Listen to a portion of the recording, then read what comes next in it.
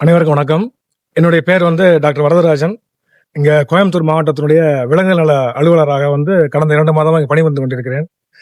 இப்போ இந்த தமிழ்நாடு விலங்குகள் நல வாரியம் மூலயமாக ஒரு மாவட்டத்திற்கும் ஒரு விலங்குகள் நல வாரிய அலுவலர் இப்போ நியமனம் செய்யப்பட்டிருக்கிறார் கடந்த 2 மாதங்களாக. என்னுடைய முக்கிய நோக்கம் பாத்தீங்கன்னா பெட் ஷாப். பெட் ஷாப்ங்கிறது இந்த நாய்கள், பூனைகள், சிறு பிராணிகள் மற்றும் பறவைகள் இதை யார் கடையில் வச்சு சேல்ஸ் பண்றீங்களோ, விற்பனை செய்கிறீர்களோ, இவர் அனைவருமே பாத்தீங்கன்னா நம்ம விலங்குகள் நல வாரியத்துல கண்டிப்பாக அதை பதிவு செய்ய வேண்டும். ஒரு இது இந்த பதிவு செய்ய வேண்டிய கட்டணம் பாத்தீங்கன்னா 5000 ரூபாய். இது 5 வருடத்திற்கு ஒரு முறை இது புதுப்பிக்கப்படும். இதை பண்ணாதவர்கள் இது நீங்க சரியா பண்ணல அப்படின்னா உங்களுக்கு விற்பனை செய்யறதுக்கு தடையை நம்ம மாவட்ட விலங்குகள் நல வாரியம் மூலியமாகவோ இல்ல தமிழ்நாடு விலங்குகள் நல வாரியம் மூலியமாகவோ உங்களுக்கு விற்பனை தடை செய்யப்படும். அதை நீங்க அனவசம் மனசுல வச்சுக்கணும்.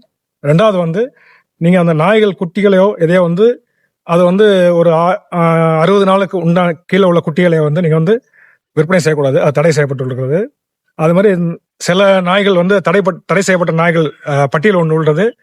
அதை நீங்க அது என்ன எங்களிடம் அறிந்து கொண்டு அந்த நாய்களை நீங்கள் விற்பனை செய்யக்கூடாது. மேலும் நீங்கள் குட்டிகளை யாரிடம் வாங்கிறீர்களோ, யாருக்கு விற்பனை செய்யறீங்களோ 2 பேருக்குமே நீங்கள் ஒரு ரசீது நீங்கள் கண்டிப்பாக அதை உங்கள் கடையில் வைத்திருக்க வேண்டும்.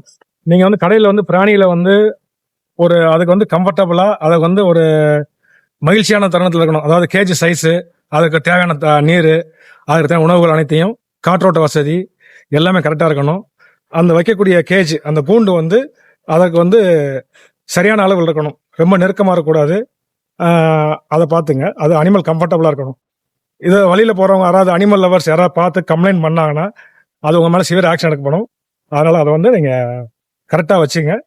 சின்ன குட்டிகளையோ ஏதாவது நீங்க விற்பனை செஞ்சீங்கன்னா பிசிஏ ஆக்ட் 1962 படி, அது இல்லாம இந்த BNS 325 படி இது பிராணிகள் சித்திரவதை தடுப்பு சட்டத்தில் வந்துச்சுன்னா உங்களுக்கு சிறை தண்டனையோ இல்ல அதிகபட்சமா சிறை தண்டனையோ இல்லாத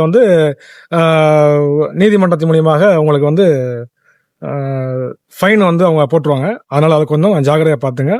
ஏன்னா இது ரொம்ப சிவியரா போயிட்டு இருக்கும். அது மாதிரி இங்க வைக்கக்கூடிய நாய்கள், பூனைகளுக்கு கம்பல்சரி வெறிநாய் தடுப்பூசி போட்டிருக்கணும்.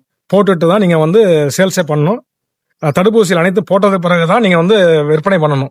தடுப்பூசி போடாம விற்பனை பண்ணக்கூடாது. அதுக்கு உண்டான அடையாள அட்டை அதையும் வச்சிருக்கணும். அது மாதிரி உங்களுடைய பெட் ஷாப்புக்கு எந்த டாக்டர் ஒரு டாக்டர் நீங்க அனலைஸ் பண்ணிக்கணும். அவங்களுடைய பேர் அதுல இருக்கணும். உங்க பெட் ஷாப்ல எந்த கால்நடை மருத்துவர் உங்களுக்கு அனெக்ஸ் பண்ணிருக்கீங்க, அவருடைய முகவரி அங்க இருக்கணும். அதே மாதிரி ஒரு கேஜ்லயும் அந்த என்ன நாயினுடைய இனம், அவருடைய வயது, பாலினம் எல்லாமே நீங்க அதை குறிப்பிடணும். இதெல்லாம் கரெக்டா ஃபாலோ பண்ணீங்க. இல்லைன்னா உங்களுக்கு அதுக்கும் ஒரு ஃபைன் விழுந்துரும். Plus registration compulsory 5 years once. கடை எங்க நாம்ஸ் படி இருக்கணும். 3 மாசத்துக்கு ஒரு தடவை விலங்குகள் நல வாரிய அலுவலர் உங்க கடையை ஆய்வு செய்வார்.